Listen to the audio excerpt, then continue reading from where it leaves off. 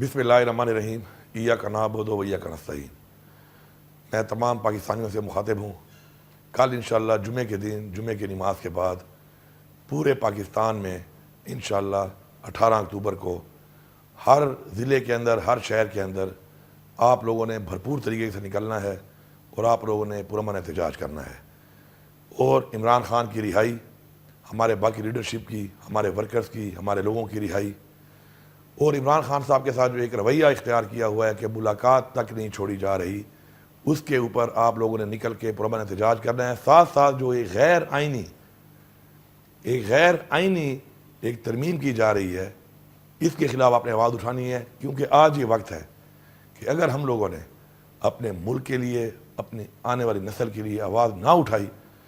तो शायद जिन हालात से हम गुजरे या जिन हालात से हम गुजर रहे हैं, हमारी नस्लें इससे भी बदतर हालात से गुजरेंगी। मैं तमाम उन लोगों को ये मैसेज दे रहा हूँ कि जो इस वक्त फैसले कर रहे हैं कि मेहरबानी करके ऐसे फैसले ना करें जो इस मुल्क की आवाम की मफाद में नहीं है,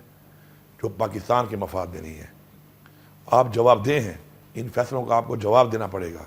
और इन फैसलों से जो भी नुकसानात हो रहे हैं, चाहे वो आवाम को हो रहे हैं, चाहे वो पाकिस्तान को हो रहे हैं, तो उसकी जिम्मेदारी आप पे आयद होगी। इंशाअल्लाह हम हक़ के साथ, सच के साथ, अपनी हकीकी आज़ादी के साथ, अपने आइन के तहफ़्फ़ुज़ के लिए इंशाअल्लाह हम खड़े थे, हम खड़े हैं और इंशाअल्लाह हम खड़े रहेंगे।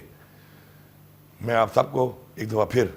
भरपूर तरीके से पूरे पाकिस्तान के अंदर हर शहर में पुरअमन तरीके से निकल के इस एहतजाज के लिए पुरज़ोर अपील कर रहा हूँ, और मुझे पूरा यकीन है इंशाअल्लाह कि आपने भरपूर तरीके से पाकिस्तान और पूरी दुनिया को ये पैगाम देना है कि आप एक ज़िंदा कौम है, आप आज़ाद हैं इंशाअल्लाह, और अपने हक़ के लिए आप खड़े हैं। आपका शुक्रिया।